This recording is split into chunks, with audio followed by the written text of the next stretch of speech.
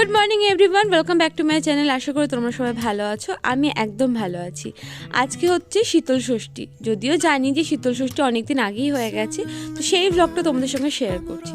আজকে তো বাড়িতে সেরকম কোনো কাজ নেই, বিশেষ করে মায়ের কোনো কাজ নেই, কারণ রান্নাবান্না থেকে আজকে একদম ছুটি।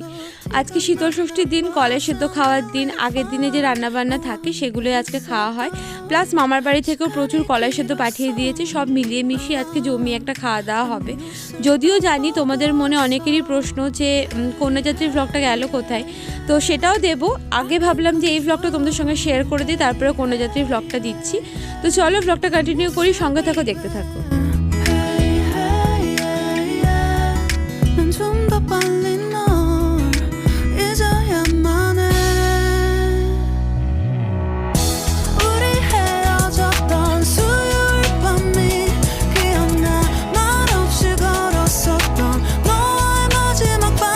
ছাদে আসার পর ভাবলাম এই লঙ্কাগুলোকে একটু তুলে নেব।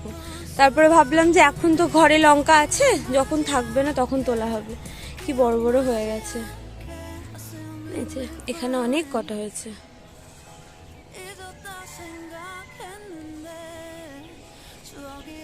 আর এখানে একটা লঙ্কা গাছ আছে, এই যে এটা আর এক ধরনের লঙ্কা গাছ।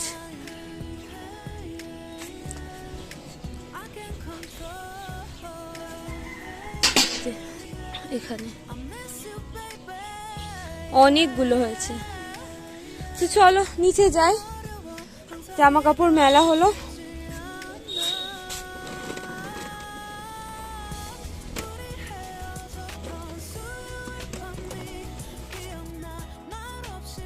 মা টিফিন কোটো করে একটু কলাই সেদ্ধ, তার সঙ্গে পিঠে ছিল, সেটা রেডি করে দিল। নন্দপিসিকে দিয়ে আসবো। আমার তো বাড়ি থেকে বেরোনোর উপায় নেই, কোথাও বেরোলেই ওকে বলতে হয় যে আমি কোথায় যাচ্ছি। এই যে আমি এখন বেরোবো, ওপরে বারান্দা দিয়ে দেখতে থাকবে।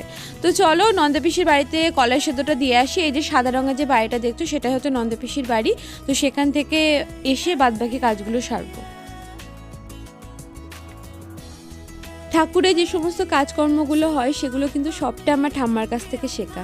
আমি ঠাম্মার সঙ্গে সবসময় থাকতাম, ঠাকুরের জোগাড় থেকে আরম্ভ করে কোনো রিচুয়ালস যেগুলো হিন্দু ধর্মে থেকে থাকে, তো সমস্ত কিছুতেই আমি ঠাম্মার সঙ্গে থাকতাম। ওই জন্য ঠাম্মার সমস্ত কিছু আমাকে হাতে ধরে শিখিয়েছিলেন। তো যাই হোক, এখানে যেহেতু আজকে শীতল ষষ্ঠী, ওই জন্য আখাতে একটু আলপনা দিতে হয়, ঘর দৌড়ে একটু আলপনা দিতে হয়, সেটাই দিয়ে দিচ্ছি। এদিকে তো বাবা মা খেতে বসে যাবে, যেহেতু বাবা একটু সময় মতো খেয়ে নেয়, ওই জন্য বাবা এখানে খেতে বসে গেল। আর বাবার জন্য কলাই সেদ্ধটাও মেখে দিতে হবে, মা আমাকে বারবার ডাকছে।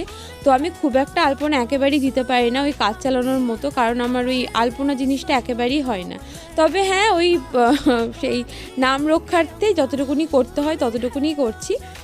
একেবারেই ভালো আলপনা দিইনি, দেখতেই পাচ্ছ। তো চলো আলপনাটা দিয়ে নিই, তারপরে খাবার দাবার খাবো, তোমাদের সঙ্গে শেয়ার করছি।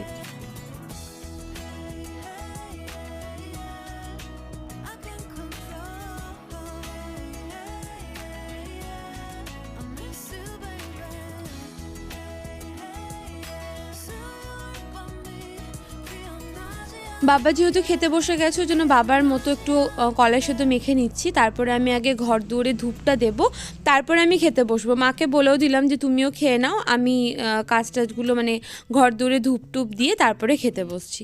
আর এই যে আমার কলাই সেদ্ধ মাখা পুরো রেডি। তো চলো ওপর ঘরে আগে ধূপটা দিয়ে এসে নিচের ঘরে দেওয়া হয়ে গেল, তারপরে কি কি খাচ্ছি না খাচ্ছি তোমাদের সঙ্গে শেয়ার করছি।